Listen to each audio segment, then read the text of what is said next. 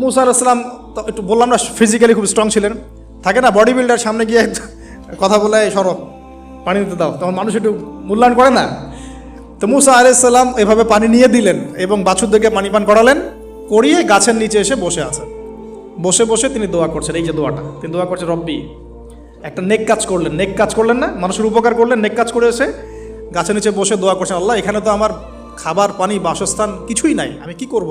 রব্বি ইন্নি লিমা আনজালতা ইলাইয়া মিন খায়রিন ফকির, রব্বি ইন্নি লিমা আনজালতা ইলাইয়া মিন খায়রিন ফকির। আবার বলেন, রব্বি ইন্নি লিমা আনজালতা ইলাইয়া মিন খায়রিন ফকির। অর্থ হচ্ছে, হে আল্লাহ, তুমি তোমার পক্ষ থেকে আমার উপরে যে নেয়ামতগুলো দিবে, আমি এর জন্য ফকির হয়ে বসে আছি। অর্থ বুঝে পড়বেন ভাই, নামাজ রোজা